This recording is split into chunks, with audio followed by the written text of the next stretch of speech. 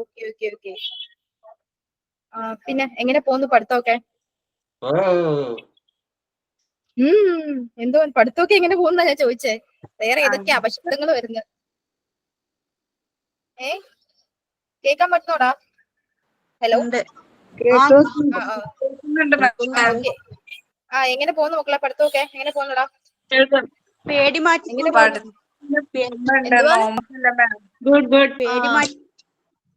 ഓരോരുത്തരായിട്ട് പറയൂ, സമാധാനത്തിൽ പറയൂ, എല്ലാവർക്കും അവസരമുണ്ട്. ആഹാ, പിന്നെ നോയമ്പൊക്കെ അല്ലേ എല്ലാവർക്കും? നോമ്പാണ് മാം. അപ്പൊ പഠിത്തത്തിനൊന്നും വലിയ ശ്രദ്ധ ഇല്ല ഇപ്പൊ. എന്നാലും പഠിക്കണം. Okay okay. ഇന്ന് നമ്മൾ നോക്കാനായിട്ട് പോകുന്നത് 28ാമത്തെ ചാപ്റ്റർ ആണ് കേട്ടോ. എല്ലാരും ശ്രദ്ധിച്ചിരുന്ന 28ാമത്തെ ചാപ്റ്റർ ആണ്. ഇടയ്ക്ക് ചോദിക്കരുത് ചാപ്റ്റർ എത്രയാണെന്ന്. അപ്പം ഞാൻ മെസ്സേജിലും കൂടെ ഒന്ന് ഇട്ടേക്കാം.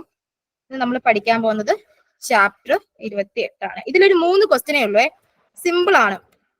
അപ്പൊ ആ ഒരു 3 ക്വസ്റ്റ്യൻ മാത്രം നമ്മൾ നോക്കി വെച്ചാൽ മതി കേട്ടോ. കേട്ടോടാ? കേട്ടോ? ഹലോ. ഓക്കെ. നമ്മുടെ ഇന്ത്യ, ചൈന, പാകിസ്ഥാൻ ഇവർ 3 പേര് തമ്മിലുള്ള ആ ഒരു ബൗണ്ടറിയുടെ റിലേഷനും കാര്യങ്ങളൊക്കെയാണ് നമ്മൾ ആ ചാപ്റ്ററിൽ വരുന്നത്. അപ്പൊ അതുകൊണ്ട് നമ്മൾ അതെന്തൊക്കെയാണ് എന്നുള്ള കാര്യങ്ങൾ, ശ്രീലങ്ക, ഇന്ത്യ, ചൈന, പാകിസ്ഥാൻ, ശ്രീലങ്ക, ഈ 4 കാര്യങ്ങളാണ് വരുന്നത്. അപ്പം ഈ 4 കാര്യങ്ങളുടെ ബൗണ്ടറി റിലേഷൻ എങ്ങനെയുള്ളതാണ് എന്നുള്ളതാണ് നമുക്ക് നോക്കാനായിട്ടുള്ളത്. അപ്പൊ അവർ തമ്മിലുള്ള ഡിസ്പ്യൂട്ടും കാര്യങ്ങളും, അതായത് തർക്കങ്ങളും, എന്തിനെയൊക്കെ ചൊല്ലിട്ട് തർക്കങ്ങൾ ഉണ്ടായി, അങ്ങനെയൊക്കെ ബന്ധപ്പെട്ടാണ് നമ്മുടെ ഈ ഒരു ചാപ്റ്ററിൽ പഠിക്കാനായിട്ടുള്ളത്. അപ്പം അത് മാത്രം ഒന്ന് നോക്കി വെച്ചിട്ട് പോയാൽ മതി. ഓരോന്നും അവിടെ തർക്കം എന്തോന്നാണെന്നുള്ളതും ഓരോന്നും മാത്രം നോക്കി വെച്ചിട്ട് പോയാൽ മതി കേട്ടോ. അപ്പൊ ഞാൻ ഷെയർ ചെയ്ത് തരാം. ക്ലിയർ അല്ലേടാ? ക്ലിയർ ആണ്. ഓക്കെ. ബ്ലർ ഉണ്ടെങ്കിൽ ഞാൻ കുറച്ചും കൂടെ നല്ല രീതിയിൽ വൃത്തിക്ക് ഫോട്ടോ എടുത്തിട്ട് അയച്ചു തരാം കേട്ടോ. പെട്ടെന്ന് ഫോട്ടോ എടുത്തപ്പോഴത്തേന് വന്ന മിസ്റ്റേക്ക് ആണ്. സാധനം ക്ഷമിച്ചു കൊള്ളുക. കാണാമോടാ നിങ്ങൾക്ക്? സൂം ചെയ്യാമോ? ഓക്കെ, ഞാൻ ഒരു ഇത്രയൊക്കെ ആയിട്ട് സൂം ചെയ്തിട്ടുണ്ട് കേട്ടോ. ഇപ്പോഴൊക്കെ ആണോ? ഞാനിങ്ങനെ പയ്യെ പയ്യെ ഞാൻ മാറ്റിത്തരാം. പേടിക്കണ്ട, അത് പേടിക്കണ്ട, ഞാൻ ചെയ്തു തരാം കേട്ടോ. So India and it's neighbours. അപ്പൊ ഇന്ത്യയുടെ ചുറ്റുമുള്ള നൈബേഴ്സിനെ പറ്റിയിട്ടാണ് ഉള്ളത് കേട്ടോ. അപ്പോ നമ്മുടെ അതായത് നമുക്ക് സ്വാതന്ത്ര്യം കിട്ടി. സ്വാതന്ത്ര്യം എല്ലാം കിട്ടിയ സമയത്ത് നമ്മുടെ പ്രധാനമന്ത്രി ആ സമയത്ത് പ്രധാനമന്ത്രി ആരായിരുന്നു പറഞ്ഞേ? സ്വാതന്ത്ര്യം കിട്ടിയതിനു ശേഷമുള്ള പ്രധാനമന്ത്രി ആരായിരുന്നടാ? പറയടാ. നെഹ്റു. ശ്രദ്ധിച്ചിരിക്കണേ. അപ്പൊ നമുക്ക് സ്വാതന്ത്ര്യം എല്ലാം കിട്ടിക്കഴിഞ്ഞ് നമ്മുടെ ജവഹർലാൽ നെഹ്റു ആദ്യമായിട്ട് ചെയ്ത ഒരു കാര്യമാണെന്ന് വെച്ചാൽ നമ്മുടെ ഇന്ത്യക്ക് ചുറ്റുമുള്ള പ്രദേശങ്ങൾ നോക്കുമ്പോൾ ഇന്ത്യക്ക് അടുത്ത് ഏതൊക്കെ പ്രദേശങ്ങളാണ് കിടക്കുന്നതെന്ന് നോക്കി. അപ്പൊ ചൈനയുണ്ട്, അതേപോലെ തന്നെ ശ്രീലങ്ക, അങ്ങനെ നമ്മുടെ ഇന്ത്യയുടെ അടുത്തുള്ള കുറച്ച് പ്രദേശങ്ങൾ നോക്കിയിട്ട് ഇനി എങ്ങാനും അടുത്ത വിദേശികൾ ഇതേപോലെ വന്ന് നമ്മുടെ രാജ്യത്തെ ആക്രമിച്ച് ഇതേപോലെ കീഴ്പ്പെടുത്തുമോ എന്നുള്ള ആ ഒരു ഇതുണ്ടല്ലോ, ഒരു ഭയം ആ സമയത്ത് അദ്ദേഹത്തിന് ഉണ്ടായിരുന്നു. അപ്പൊ ഇനി ആരും വന്ന് നമ്മളെ ഇങ്ങനെ ആക്രമിച്ച് കീഴടക്കി ഇങ്ങനെ ഒരു ഭരണം നമുക്ക് ഇനി ഉണ്ടാവരുത് എന്ന് വിചാരിച്ച് എന്ത് ചെയ്തു നമ്മുടെ നെഹ്റു എന്ത് ചെയ്തു? അതേപോലെ തന്നെ നമ്മുടെ അടുത്തുള്ള രാജ്യക്കാരുമായിട്ട് നമുക്ക് യുദ്ധമോ അങ്ങനെ ഒന്നും ഉണ്ടാവരുത്, നമ്മുടെ ഇന്ത്യയെ എങ്ങനെയെങ്കിലും സംരക്ഷിക്കണം. അതായത് നമ്മുടെ ഇന്ത്യ എന്ന് പറയുന്നത് ഈ ഒരു ബ്രിട്ടീഷുകാരുടെ കയ്യിൽ നിന്ന് കിട്ടിയപ്പോ ഒരു പുതിയ ഒരു ജനിച്ച കുട്ടിയെ പോലെ ആയിരുന്നു. അത്രയ്ക്കും നമ്മുടെ എക്കോണമി ആയാലും ശരി, നമ്മുടെ എല്ലാം തകർന്ന ഒരു സിറ്റുവേഷനിലായിരുന്നു നമ്മുടെ ഇന്ത്യ. ആ ഇന്ത്യയെ നമുക്ക് ഇപ്പൊ കാണുന്ന ആ ഒരു ലെവലിലേക്ക് എത്തിക്കാനായിട്ട് അവർ സ്വീകരിച്ച ഒന്നാമത്തെ നയം എന്ന് പറയുമ്പോൾ ചുറ്റുമുള്ള രാജ്യം, ഇന്ത്യയുടെ അടുത്ത് കിടക്കുന്ന നൈബറിംഗ് കൺട്രീസിനൊക്കെ എന്ത് ചെയ്യുക, അതായത് അവരുമായിട്ട് ഒരു പ്രശ്നത്തിന് പോവാതെ എല്ലാവരും വളരെ നല്ല രീതിയിൽ ഫ്രണ്ട്ലി ആയിട്ട് നിൽക്കണം. അങ്ങനെ നിന്നാൽ മാത്രമേ എന്ത് ചെയ്യാവൂ, വിദേശികൾ വന്ന് നമ്മളെ ആക്രമിക്കാതിരിക്കത്തുള്ളൂ. അതേപോലെ തന്നെ അവിടെ കിടക്കുന്ന നമ്മുടെ അടുത്ത് കിടക്കുന്ന രാജ്യക്കാരെ നമ്മളെ ആക്രമിക്കാതിരിക്കും. നമ്മളെ സപ്പോർട്ട് ചെയ്യാം. നമ്മുടെ ഇന്ത്യ എന്ന് പറഞ്ഞ സാധനത്തിന് വേറെ ഒരു രാജ്യക്കാരും നമ്മളെ ഇന്ത്യനെ ഒന്നും ഉപദ്രവിക്കാൻ വരരുത്. നമ്മുടെ ഇന്ത്യനെ മാക്സിമം സപ്പോർട്ട് ചെയ്യണം. അതേപോലെ തന്നെ മാക്സിമം ഒരു വിദേശ ശക്തികളുടെയും കീഴ്പ്പെടുത്താൻ പറ്റാതിരിക്കണം. അങ്ങനെ ഒരു സംഭവത്തിന് വേണ്ടിയിട്ട് എന്ത് ചെയ്തു നമ്മുടെ പ്രധാനമന്ത്രി എന്ത് ചെയ്തു, ബാക്കിയുള്ള നമ്മുടെ അയൽ രാജ്യക്കാരുമായിട്ട് നല്ല രീതിയിൽ ഒരു ഫ്രണ്ട്ലി റിലേഷൻഷിപ്പ് എന്ന് പറഞ്ഞ സംഭവം കൊണ്ടുവരണമെന്ന് അദ്ദേഹം ആഗ്രഹിച്ചു. ഇനി അങ്ങോട്ടുള്ളത് അതുമായി ബന്ധപ്പെട്ടതാണ് ഉള്ളത് കേട്ടോ. അപ്പൊ ഇപ്പൊ ഞാൻ എത്രയും പറഞ്ഞത് മനസ്സിലായോ? വേറൊരാളും നമ്മുടെ ഇന്ത്യ ആക്രമിക്കരുത്, അതാണ് ആദ്യമായിട്ട് അദ്ദേഹം ആസൂത്രണം ചെയ്ത പദ്ധതി എന്ന് പറയുന്നത്. ഞാൻ പറയുന്നത് ക്ലിയർ ആയോടാ? ഹലോ. ക്ലിയർ ആണ് മാം.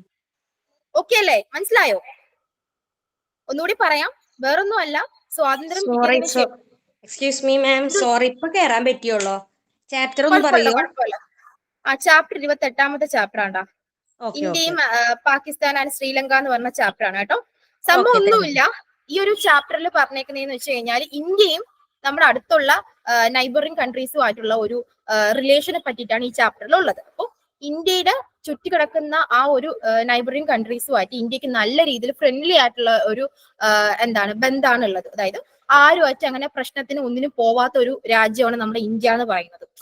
അപ്പോൾ എല്ലായിടത്തും ഉണ്ട് ഇന്ത്യ, എല്ലാവരും സപ്പോർട്ടും ചെയ്യുന്നുണ്ട്. പക്ഷെ ഒരു രാജ്യമായിട്ട് യുദ്ധത്തിന് ഒന്നിനും പോവാതെ ഇന്ത്യയുടേതായ രീതിയിലാണ് മുമ്പോട്ട് പോകുന്നത്.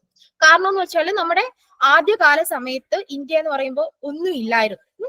ആ ഒന്നും ഇല്ലാതിരുന്ന ഇന്ത്യ ഈ കാണുന്ന ഇന്ത്യയാക്കി മാറ്റാൻ വളരെയധികം കഷ്ടപ്പെട്ടിട്ടുണ്ട്. അപ്പൊ അതുകൊണ്ടാണ് ഇന്ത്യ എന്ത് ചെയ്യാതെ ഒരു രാജ്യക്കാരുമായിട്ട് ഒരു പ്രശ്നമോ കാര്യത്തിനൊന്നും പോവാണ്ട് ഇങ്ങനെ നിൽക്കുന്നത്. അപ്പൊ അതാണ് ഇനി പറയാൻ പോകുന്നത്. ഇന്ത്യ ചൈന ബന്ധം എന്താണ്, ഇന്ത്യ പാകിസ്ഥാനുമായിട്ടുള്ള എന്താ റിലേഷൻഷിപ്പ് എന്തോന്നാണ്, അതേപോലെ തന്നെ ഇനി അടുത്ത ഓരോ രാജ്യക്കാരുമായിട്ടുള്ള കാര്യങ്ങളാണ് ഇതിനകത്ത് നോക്കാനായിട്ട് പോകുന്നത്. ഇതുവരെ ക്ലിയർ ആയെന്ന് വിശ്വസിക്കുന്നു.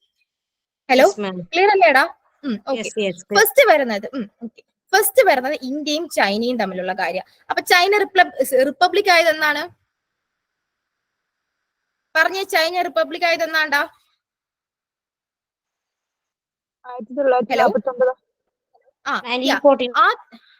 അതെ. ഇനി നമ്മൾ നോക്കാനായിട്ട് പോകുന്നത് ഇന്ത്യയുടെ അടുത്ത് കിടക്കുന്ന ചൈനയായിട്ടുള്ള ഇന്ത്യയുടെ ഒരു സംഭവമാണ് പറയാൻ പോകുന്നത്. അപ്പം നമുക്കറിയാം ചൈന 1949 ആയപ്പോ എന്ത് ചെയ്തു? ചൈന റിപ്പബ്ലിക്കായി.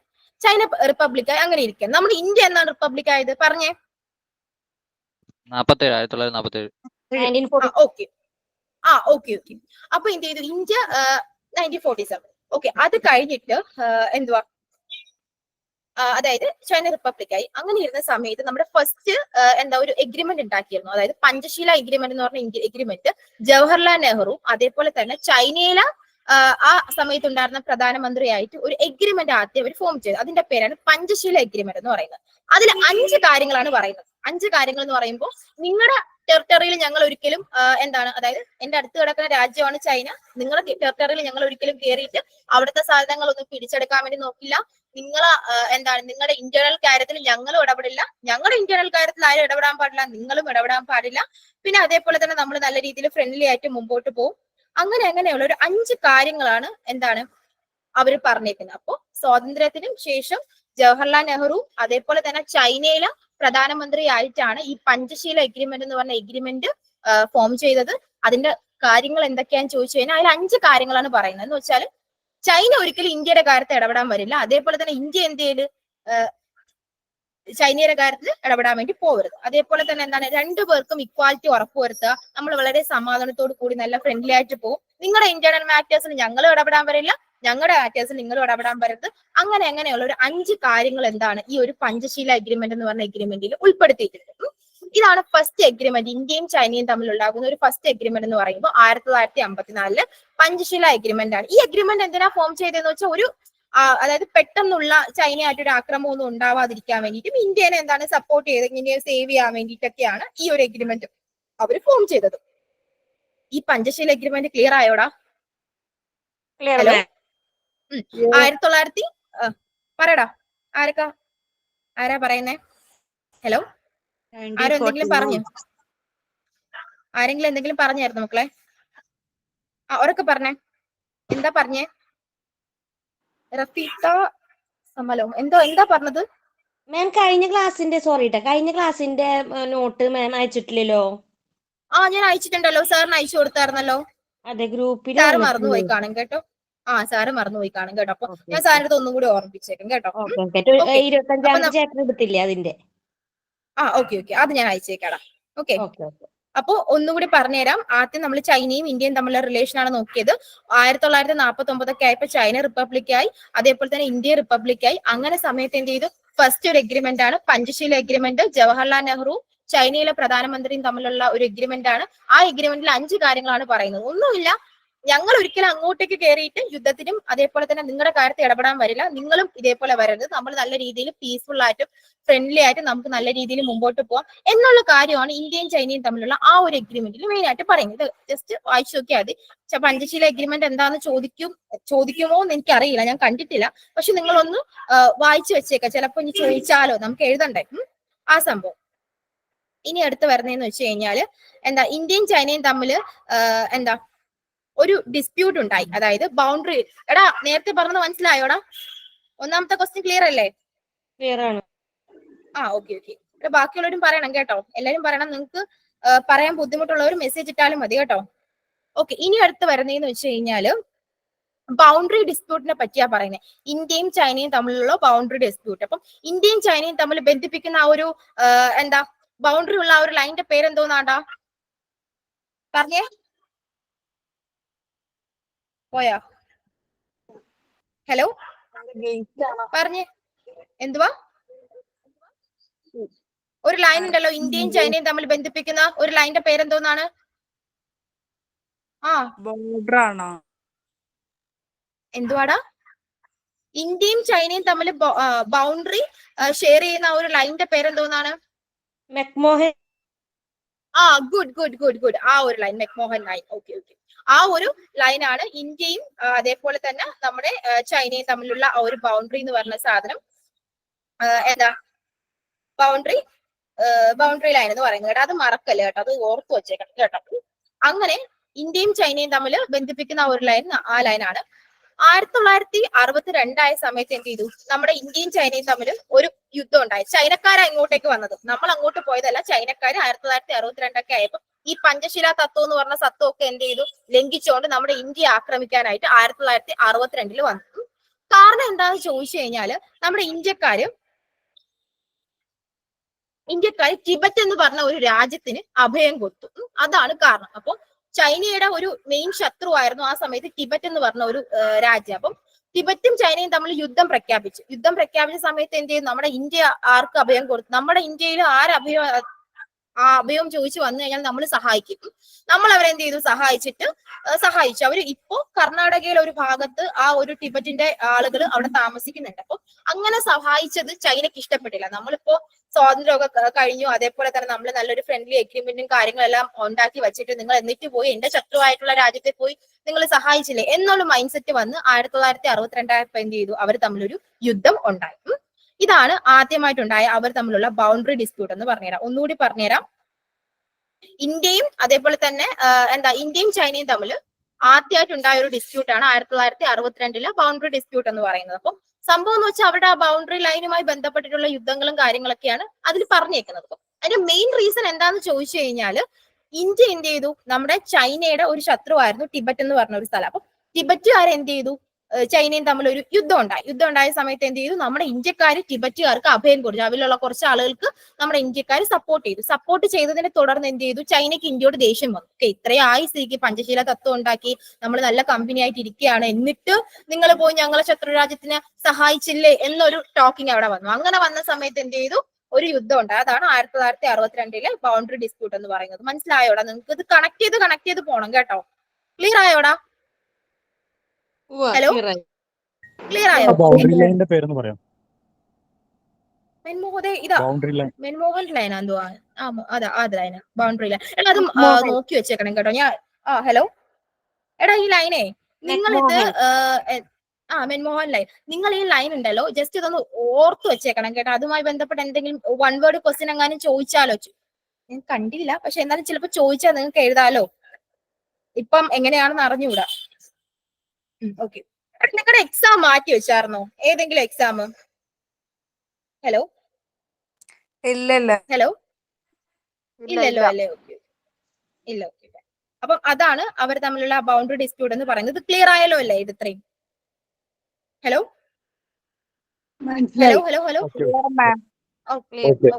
മാം, ഞാൻ അല്പം ലേറ്റ് ആയിട്ടാ കയറിയത്. ചാപ്റ്റർ ഒന്ന് പറയാവോ? സോറിയാ. അടിപൊളി.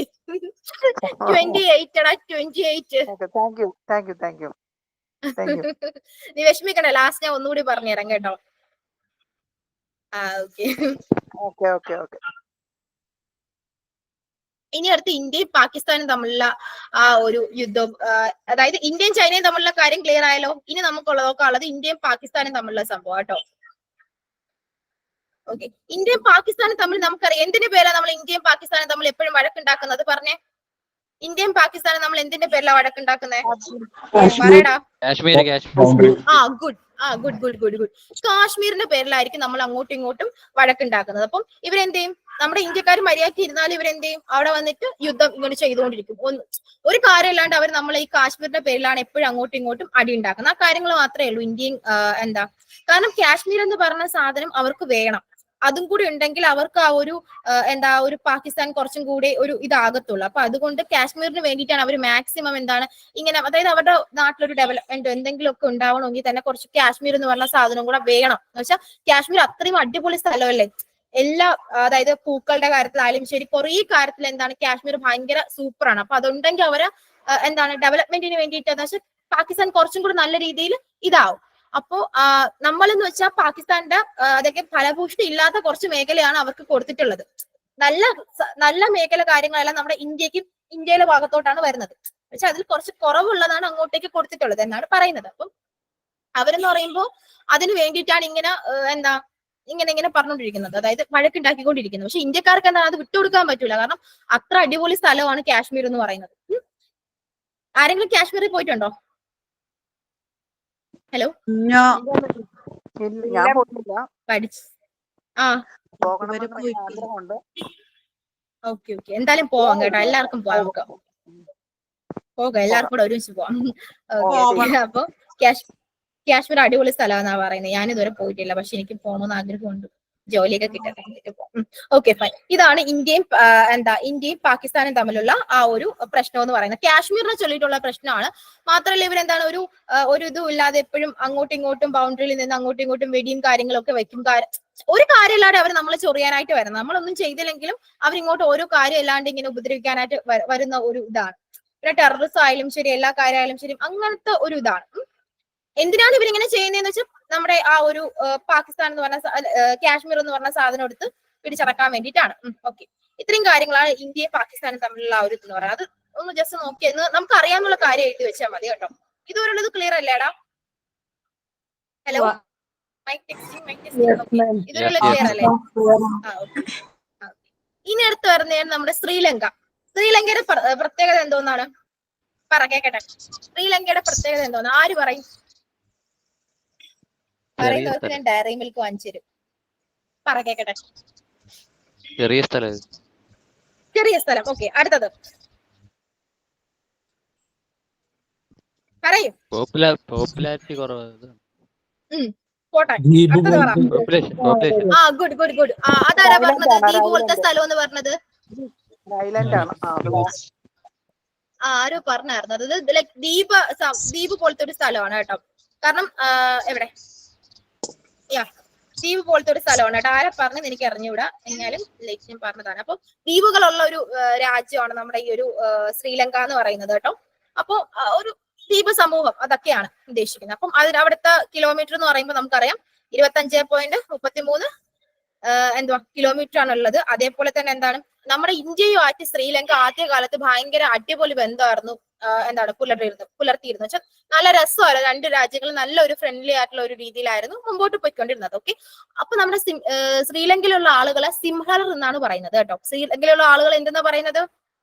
പറയടാ, സിംഹളർ പറഞ്ഞേ.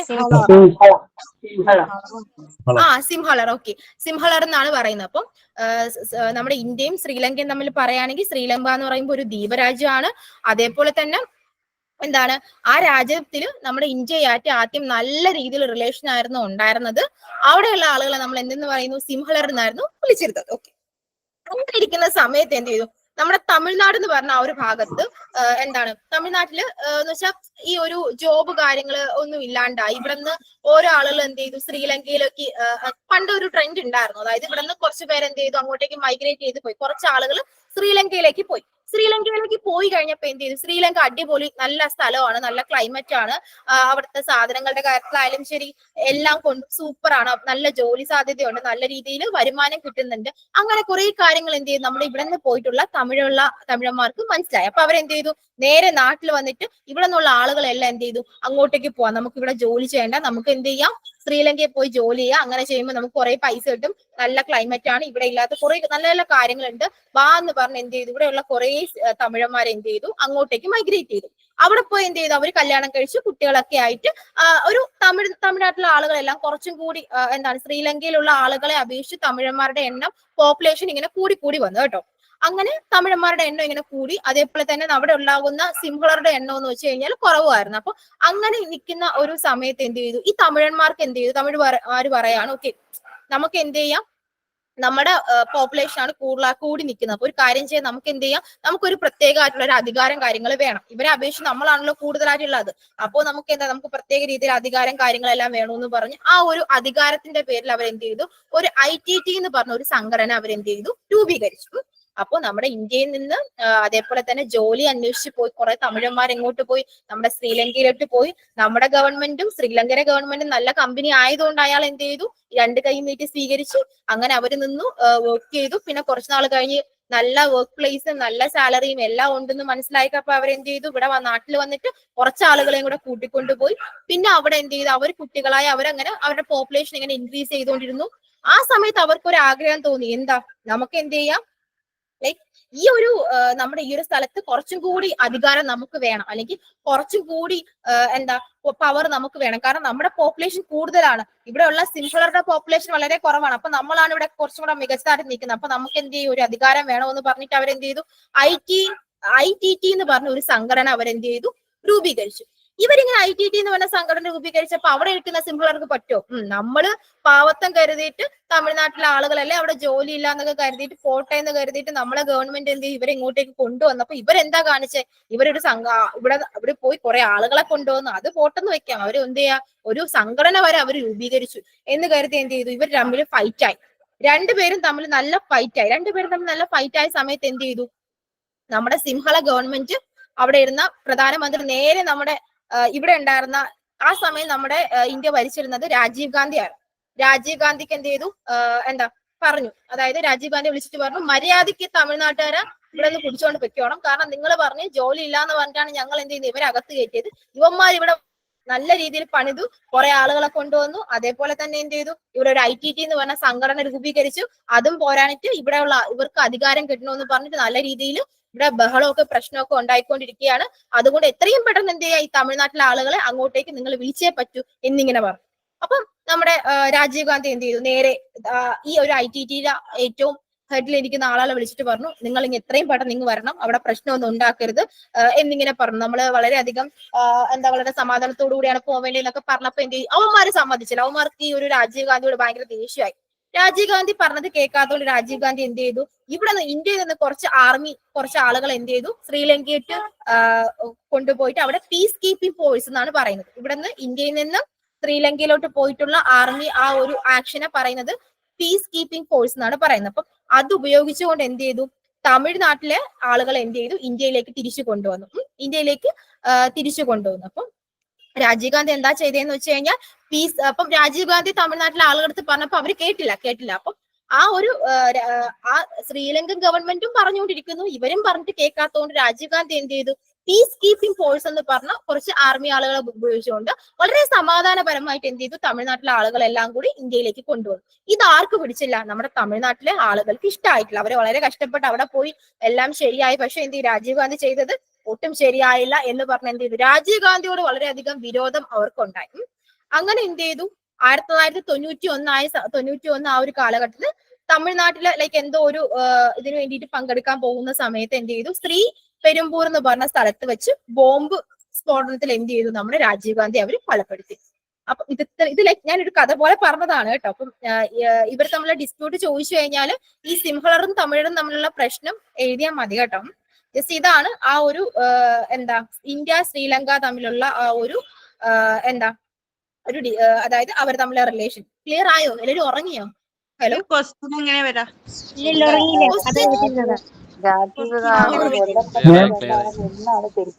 ഹലോ, ആ ടെററിസ്റ്റ് ഗ്രൂപ്പിന്റെ പേര് LTT അല്ലേ? ലിബറേഷൻ LTT ആണോ? ഓക്കെ, LTT ആണ് കേട്ടോ. അപ്പൊ ഞാൻ എഴുതിയത് I എന്നാ ഞാൻ വായിച്ചത്, LTT ആണ് കേട്ടോ. ടൈഗർ തമിഴ് LTT ഗ്രൂപ്പ് ആണ് കേട്ടോ. Okay fine. ക്വസ്റ്റ്യൻ ഓക്കെ എന്താടാ പറഞ്ഞോ പറഞ്ഞു. ഇന്നാണ് രാജീവ് ഗാന്ധി കൊല്ലപ്പെട്ടതിന്റെ ശരിയായ കാരണം മനസ്സിലായത്. Thank you. സംഭവം ഇത് തന്നെ. അവരവിടെ പോയി പ്രശ്നം ഉണ്ടാക്കിയപ്പോ രാജീവ് ഗാന്ധി ആദ്യം എന്ത് ചെയ്തു, തമിഴ്നാട്ടിലെ ആളുകളടുത്ത് വിളിച്ച് സംസാരിച്ചു. LTT എന്ന് പറഞ്ഞ സംഘടനയടുത്ത് സംസാരിച്ചപ്പോ എന്ത് ചെയ്തു, അവര് കേട്ടില്ല. എന്നുവെച്ചാൽ നിങ്ങളങ്ങ് വരണം, ആ ഗവൺമെന്റിന് പ്രശ്നം ഉണ്ടാക്കരുത് എന്നിങ്ങനെ പറഞ്ഞ് സംസാരിച്ചപ്പോ അവര് കേട്ടില്ല. അങ്ങനെ വന്നപ്പോ രാജീവ് ഗാന്ധിക്ക് 2 പ്രഷറുണ്ട്. ഇവർ കേൾക്കുന്നുമില്ല, അതേപോലെ തന്നെ ശ്രീലങ്ക അടുത്ത് കിടക്കുകയും ചെയ്യുന്നു. അവിടുത്തെ ഗവൺമെന്റ് വിളിച്ചിട്ട് മര്യാദയ്ക്ക് അവന്മാരെ ഇങ്ങോട്ട് വിളിച്ചോണ്ട് പോകണം, ഇല്ലെങ്കിൽ നമ്മൾ തമ്മിൽ പ്രശ്നം ഉണ്ടാവും എന്നിങ്ങനെ പറയുകയും ചെയ്യുന്നു. അപ്പൊ രാജീവ് ഗാന്ധി വളരെ സമാധാനത്തോടു കൂടി ഒരു പീസ് കീപ്പിംഗ് എന്ന് വെച്ചാൽ വളരെ സമാധാനത്തോടു കൂടി അവരെ ഉപദ്രവിക്കുക ഒന്നും ചെയ്തിട്ടില്ല. വളരെ സമാധാനത്തോടു കൂടി അവരടുത്ത് കുറച്ച് ആളുകളെ പറഞ്ഞു വിട്ടിട്ട് അവരെ ഇങ്ങോട്ട് തിരിച്ചു കൊണ്ടുവരികയാണ് ചെയ്തത്.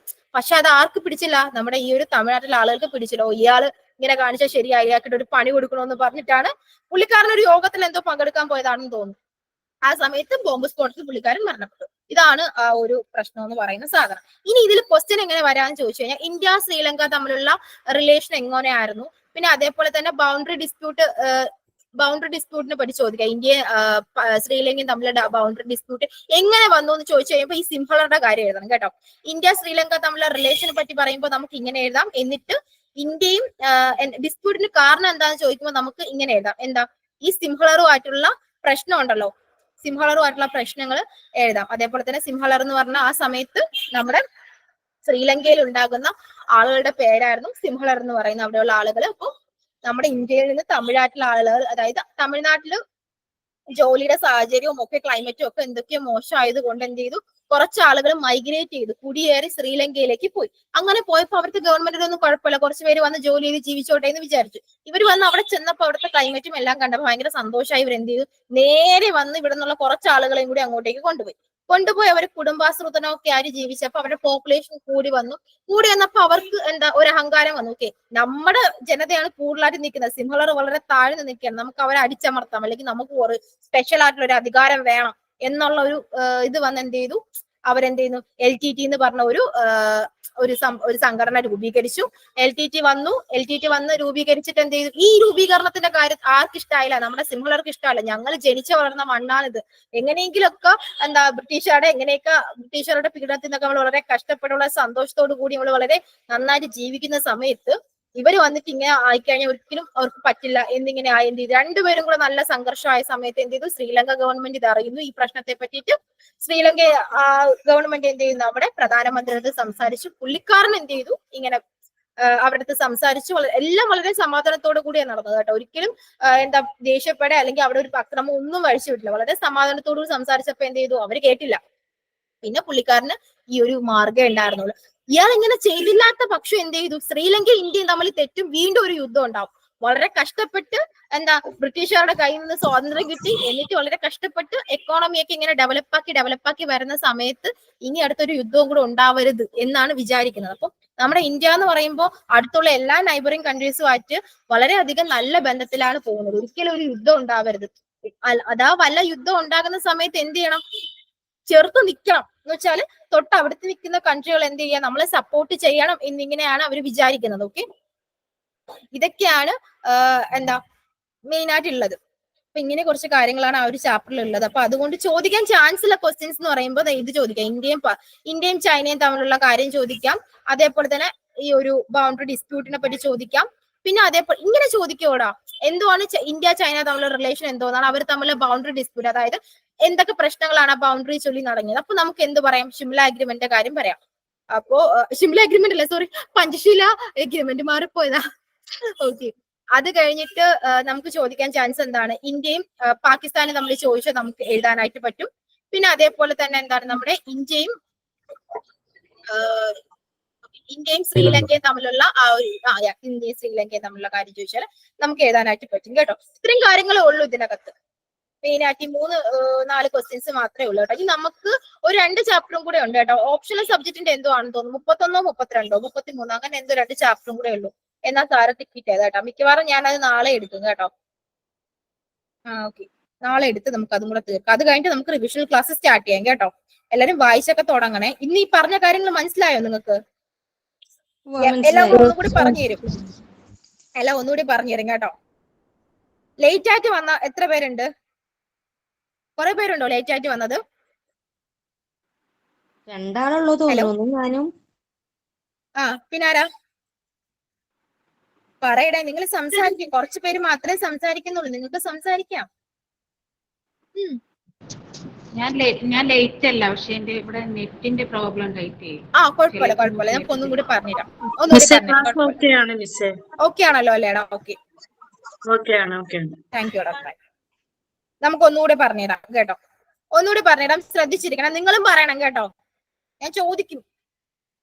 ഓക്കെ, ഇന്ത്യയും ചൈനയും തമ്മിൽ എന്തുവെന്നാണ് അപ്പം നമ്മൾ പറഞ്ഞതെന്ന് വെച്ച് കഴിഞ്ഞാൽ ഇന്ത്യയുടെ നൈബറിംഗ് കൺട്രീസുമായിട്ടുള്ള ഇന്ത്യയുടെ ആ ഒരു റിലേഷനെ പറ്റിയിട്ടാണ് നമ്മൾ ഇന്ന് ഈ ചാപ്റ്ററിൽ നമ്മൾ നോക്കിയത്. അതായത് ഇന്ത്യക്ക് അടുത്തുള്ള രാജ്യങ്ങളുമായിട്ട് ഇന്ത്യയുടെ ബന്ധം എന്തോന്നാണെന്നാണ് നമ്മൾ നോക്കിയത്. അപ്പം ഒന്നാമത് നമ്മൾ നോക്കിയെന്ന് വെച്ചാൽ ഇന്ത്യയും ചൈനയും തമ്മിലുള്ള റിലേഷനെ പറ്റിയിട്ടാണ് നോക്കിയത്. അപ്പം ഇന്ത്യയും ചൈനയും തമ്മിൽ എന്തുവാ 1949 ആയ സമയത്താണ് നമ്മുടെ ചൈനയ്ക്ക് റിപ്പബ്ലിക്, അതായത് ചൈന റിപ്പബ്ലിക് ആയത് 1949 ആ ഒരു സമയത്തായിരുന്നു റിപ്പബ്ലിക് ആയത്. ഓക്കെ, അത് കഴിഞ്ഞ് എന്ത് ചെയ്തു? 1954 ആയ സമയത്ത് നമ്മുടെ ഇന്ത്യയിലെ പ്രധാനമന്ത്രിയായിരുന്ന ജവഹർലാൽ നെഹ്റു ചൈനയിലെ പ്രധാനമന്ത്രിക്കും കൂടെ ചേർന്ന് എന്ത് ചെയ്തു? ഒരു എഗ്രിമെന്റ് രൂപീകരിച്ചു.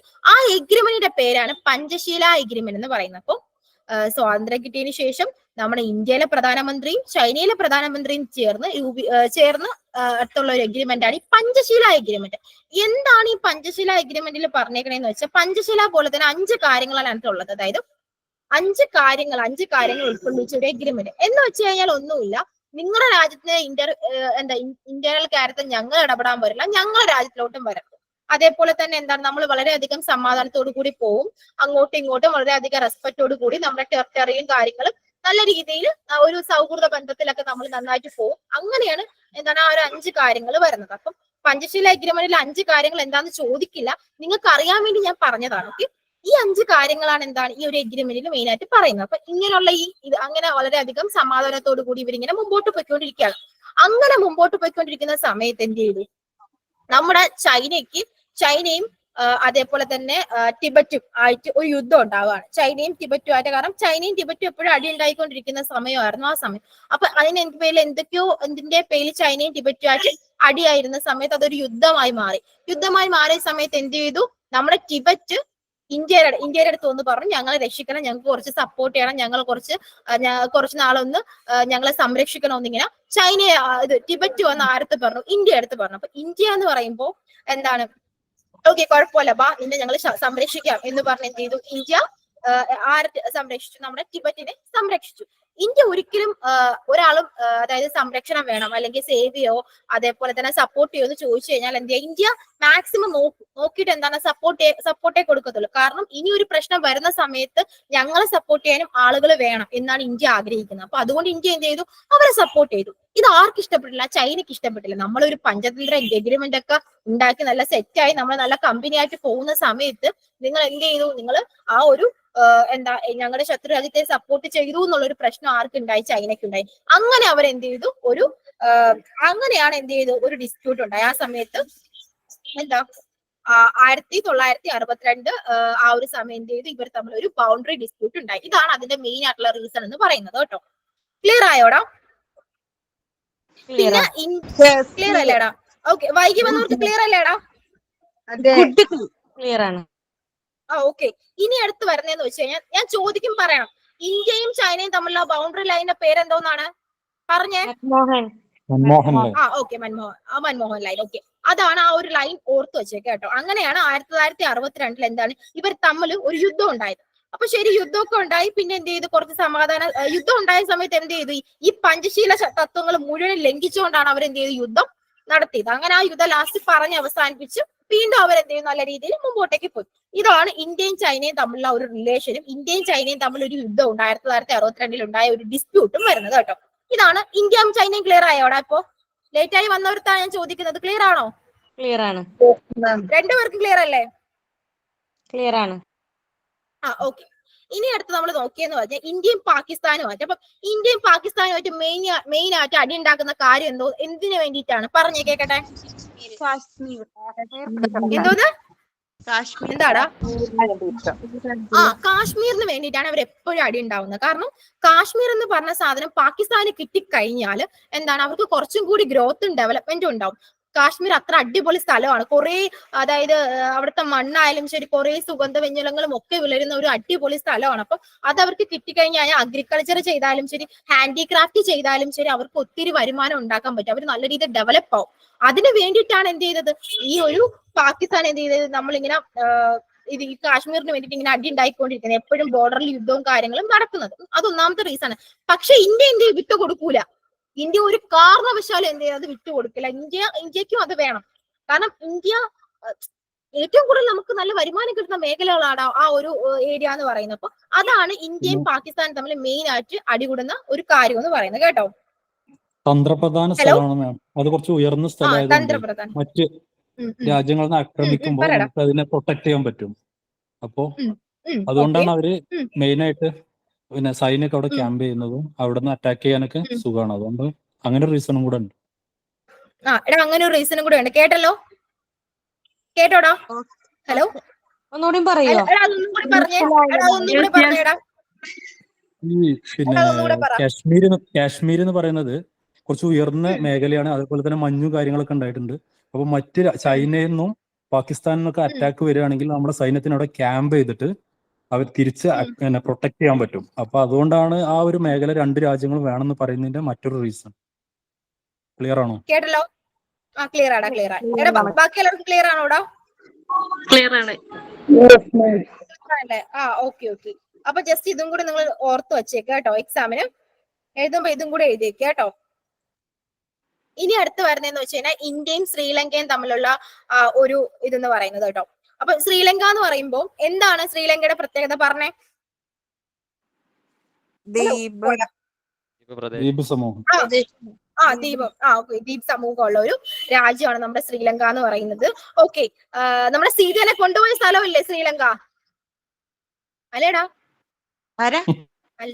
സീതേനെ കൊണ്ടുപോയ സ്ഥലമില്ലേ ശ്രീലങ്ക? സീത എന്ന് പറയുമ്പോ മറ്റേ സീത അല്ലേടാ? സീതയാണോ? സീത തന്നെ. സീതാദേവി ആദ്യമായിട്ട് എയറോപ്ലെയിനിൽ കയറിയത് സീതാദേവിയാണ്, മറ്റേ പുഷ്പ വിമാനം. ഓക്കെ, അപ്പൊ സീതാദേവിനെ കൊണ്ടുപോയ സ്ഥലമാണ് നമ്മുടെ ശ്രീലങ്ക എന്ന് പറയുന്നത് എന്നാണ് പറയുന്നത്. ഓക്കെ. അപ്പൊ നമ്മുടെ ശ്രീലങ്കയുടെ പ്രത്യേകത എന്ന് വെച്ച് കഴിഞ്ഞാൽ ദ്വീപുകളൊക്കെ ഉള്ള ഒരു രാജ്യമാണ് ശ്രീലങ്ക എന്ന് പറയുന്നത്. അതേപോലെ വളരെ ജനസംഖ്യ കുറഞ്ഞ ഒരു രാജ്യം കൂടെ ആട്ടോ ശ്രീലങ്ക ആ ഒരു സമയത്ത്. അപ്പൊ എന്താണ് ശ്രീലങ്ക എന്ന് പറയുമ്പോൾ ആദ്യകാലത്ത് നമ്മുടെ ഇന്ത്യ ആയിട്ട് വളരെ നല്ല രീതിയിൽ ഒരു റിലേഷൻ ഉള്ള ഒരു രാജ്യം എന്ന് വെച്ചാൽ വളരെ നല്ല സൗഹൃദ ബന്ധമൊക്കെ ഉള്ള രാജ്യമാണ്. അപ്പൊ അവിടെയുള്ള ആളുകളെ പറയുന്ന പേരെന്തോന്നാണ്? അവിടെയുള്ള ആളുകളെ പറയുന്ന പേര് പറഞ്ഞേ കേക്കട്ടെ. സിംഹളർ എന്നുള്ള പേരാണ് അവിടെ പറയുന്നത്. അപ്പം സംഭവം ഒന്നുമില്ല. എന്ത് ചെയ്തു, അപ്പൊ അവിടെ സിംഹളർ എന്ന് പറഞ്ഞ ആളുകൾ ഉണ്ടായിരുന്നു. അപ്പം ഒരു ആ സമയത്ത് നമ്മുടെ ഇന്ത്യയില് നമ്മൾ പറഞ്ഞു തമിഴ്നാട് ആ ഏരിയയിലുള്ള ആളുകൾ കുറച്ച് പേര് എന്ത് ചെയ്തു, അവർക്ക് ജോലി അന്വേഷിച്ച് എന്ത് ചെയ്തു ശ്രീലങ്കയിലേക്ക് എത്തുകയും അവിടെ എത്തിയിട്ട് അവിടുത്തെ ക്ലൈമറ്റും അവിടുത്തെ ഇതെല്ലാം കണ്ട് വളരെയധികം ആകൃഷ്ടരായിട്ട് എന്ന് വെച്ചാൽ വളരെയധികം ഇഷ്ടപ്പെട്ടിട്ട് അവരവിടെ താമസിക്കാൻ വേണ്ടിയിട്ട് പ്ലാനിങ് ചെയ്തു. പിന്നെ ഇവിടെ നിന്ന് കുറെ ആളുകൾ അങ്ങോട്ടേക്ക് കൊണ്ടുപോയി. നല്ല ജോലി നല്ല സൗകര്യം എല്ലാം ഉള്ള ഒരു നല്ല സ്ഥലം ആയതുകൊണ്ട് എന്ത് ചെയ്തു, ഇവിടുന്ന് ആളുകൾ എന്ത് ചെയ്തു അങ്ങോട്ടേക്ക് കൊണ്ടുപോയി അവിടെ സെറ്റിൽ ആയിട്ട് അവിടെ ജീവിക്കുക. അതായിരുന്നു അവിടെ ഒരു പ്ലാൻ എന്ന് പറയുന്നത്.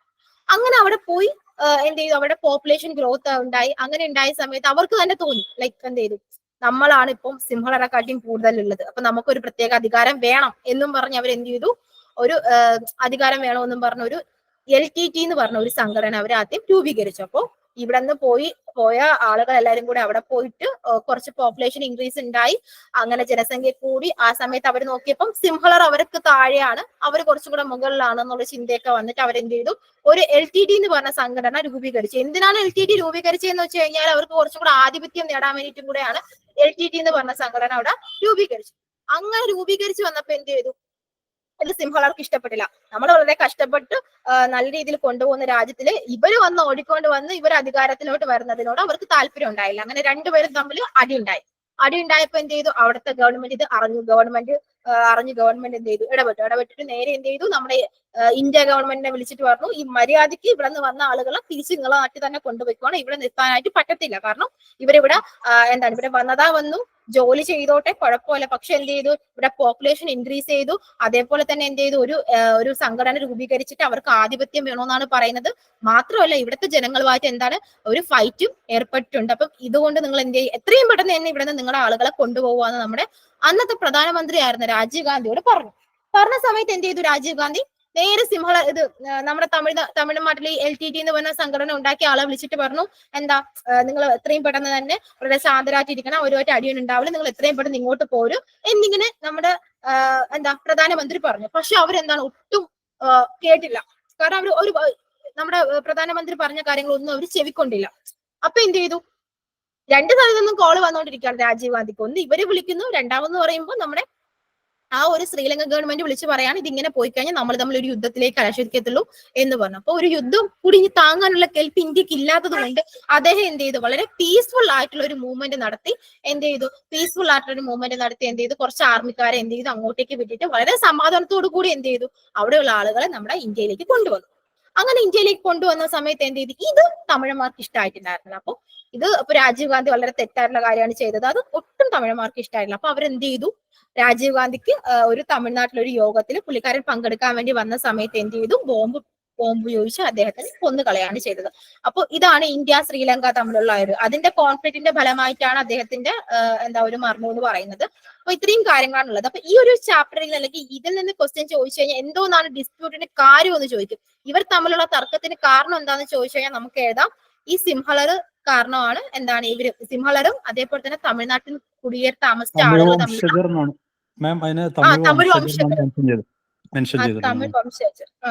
തമിഴ് വംശജർ. ഓക്കെ, അബ്ബാ പിതാവേ.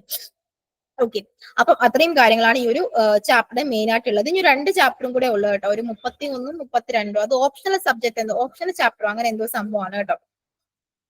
അതും കൂടെ ഉള്ളു. അതും കൂടെ കഴിയുമ്പോഴത്തേനും നമ്മുടെ ഈ ഒരു ഇത് കഴിയും. പിന്നെ നിങ്ങൾക്ക് റിവിഷൻ സ്റ്റാർട്ട് ചെയ്യും കേട്ടോടാ.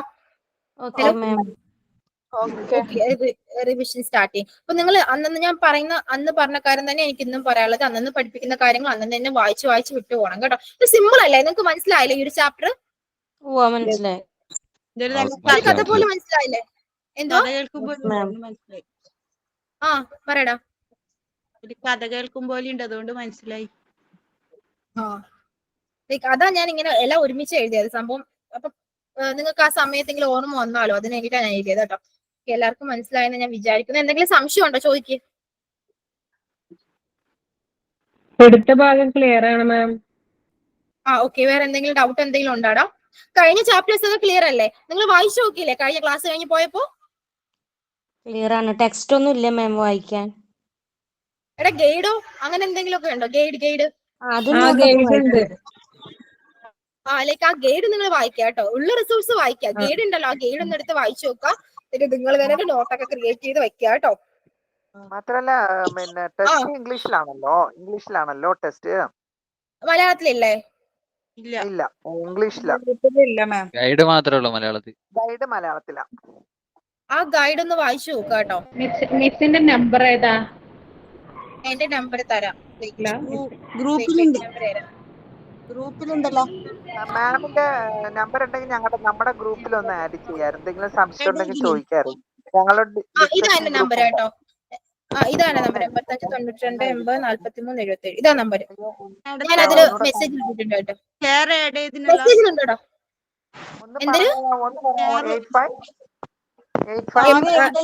മെസ്സേജിലുണ്ടോടാ? മെസ്സേജിലുണ്ട്. മെസ്സേജ് നോക്ക്. കണ്ടോ നിങ്ങള്? കാണാൻ പറ്റുന്നില്ല. എങ്ങനെയാ കാണുക? മെസ്സേജ് കാണാൻ പറ്റുന്നില്ല. മെസ്സേജ് ക്ലിക്ക് ചെയ്തേ. 8592804377. അതെ നമ്പർ. അത് എന്റെ വാട്സ്ആപ്പ് നമ്പർ കേട്ടോ. 8592804377. ഓക്കെ, ഇതാ എന്റെ നമ്പർ. അപ്പോ എന്റെ പേര് അറിയാലോ. എന്താ എന്റെ പേര്? അതാണ്. ഓക്കെ, അതാണ് എന്റെ പേര്. നിങ്ങൾ സേവ് ചെയ്ത് വെച്ച് നിങ്ങൾക്ക് സംശയം ഉണ്ടെങ്കിൽ ചോദിക്കാൻ ഞാൻ പറഞ്ഞുതരാം കേട്ടോ. പിന്നെന്താ, ആ ഗൈഡിനെ നോക്കി പോവാട്ടോ. വായിക്കുക. എന്തെങ്കിലും നമുക്കുള്ള റിസോഴ്സ് മാക്സിമം യൂട്ടിലൈസ് ചെയ്യാട്ടോ, എല്ലാ റിസോഴ്സും നമ്മൾ ഉപയോഗിക്കുക കേട്ടോ. മോഡൽ ക്വസ്റ്റ്യൻ പേപ്പറിൽ ഇന്ത്യ ചൈന ബൗണ്ടറി ലൈനിന്റെ ക്വസ്റ്റ്യൻ ഉണ്ട്. ക്വസ്റ്റ്യൻ ഉണ്ട്, അത് ചോദിച്ചിട്ടുണ്ട്. 2-3 ക്വസ്റ്റ്യൻസ് അതിനകത്തുണ്ട്. ഈ 3 ക്വസ്റ്റ്യൻസ് നല്ല രീതിയിലുണ്ട്. അതാ ഞാൻ പിന്നെ ആ ക്വസ്റ്റ്യൻ പേപ്പർ പ്രത്യേകം എടുക്കാത്തത്. അതിന്റെ അകത്ത് ഈ 3 ക്വസ്റ്റ്യനും ഉണ്ട്. അപ്പൊ 3 ക്വസ്റ്റ്യൻ നിങ്ങൾ നല്ല രീതിയിൽ വായിച്ചു വെച്ചേക്കുക കേട്ടോ. പഞ്ചശീല എഗ്രിമെന്റ് ആയാലും ശരി വായിച്ചു വെച്ച് അതിൽ 5 കാര്യങ്ങൾ നിങ്ങൾ പഠിക്കണമെന്നില്ല. എന്താണ് എഗ്രിമെന്റ്, ആരുമായിട്ടുള്ള എഗ്രിമെന്റ് ആണെന്നുള്ള കാര്യം മാത്രം അറിഞ്ഞിരുന്നാൽ മതി കേട്ടോ. പിന്നെ അതേപോലെ തന്നെ അവർ തമ്മിലുള്ള ഇന്ത്യ ചൈന തമ്മിലുള്ള ആ ഒരു ബൗണ്ടറി ലൈൻ, അതേപോലെ തന്നെ നമ്മുടെ ശ്രീലങ്കയുടെ സിംഹളരുടെ കാര്യങ്ങളായാലും ശരി, അവിടെ അവർ രൂപീകരിച്ചതിന്റെ കാര്യങ്ങളായാലും ശരി, രാജീവ് ഗാന്ധി അവരെ കൊണ്ടുപോകാനായിട്ട് ഒരു പീസ്ഫുൾ ആയിട്ടുള്ള ഫോഴ്സ് രൂപീകരിച്ചതൊക്കെ ഓർത്ത് വെച്ചേക്കുക കേട്ടോ. അതൊക്കെ ഓർത്ത് വെച്ചിട്ട് നിങ്ങൾ മാക്സിമം എഴുതാനായിട്ട് നോക്കുക കേട്ടോ. നിങ്ങൾ പേടിക്കേണ്ട, നിങ്ങൾ എല്ലാവരും നല്ല മാർക്കോടെ പാസ്സാവും, ഉറപ്പാ. പിന്നല്ല എന്നാ എക്സാം പൊളിറ്റിക്കൽ സയൻസിന്റെ? ഹലോ, 24 മന്ത് അല്ലേ? ഏപ്രിൽ. Okay fine. നിങ്ങൾ വിഷമിക്കണ്ട, എല്ലാവരും നല്ല രീതിയിൽ ക്രാക്ക് ചെയ്യും കേട്ടോ. ഞാൻ എന്തായാലും എന്ത് ഹെൽപ്പ് വേണമെങ്കിലും പറഞ്ഞാൽ മതി, ഞാൻ പറഞ്ഞുതരാം കേട്ടോ. മൻമോഹൻ രേഖയോ? ഹോൾ ടിക്കറ്റ് വന്നു കേട്ടോ. ഹോൾ ടിക്കറ്റ് വന്നായിരുന്നോ? സന്തോഷായില്ലേ? സന്തോഷായില്ലേ? ഹോൾ ടിക്കറ്റ് കിട്ടിയോ? ഇന്ന് വന്നിട്ടുണ്ട്, ഞാൻ ഗ്രൂപ്പിൽ ലിങ്ക് ഇട്ടിട്ടുണ്ട്. ഇതിനെ പേടിക്കണേ, ഒന്നും വിചാരിക്കണ്ട, ഇന്നൊന്നും പേടിക്കണ്ടെന്നേ. പിന്നെ അല്ല, ഇതിനെ വലിയ കൊമേഴ്സുകാർ വേറെ ഗ്രൂപ്പ് ഉണ്ടോ? നിങ്ങളെ ഫ്രണ്ട്സ് എല്ലാവരോടും ഗ്രൂപ്പ് ഉണ്ടോ?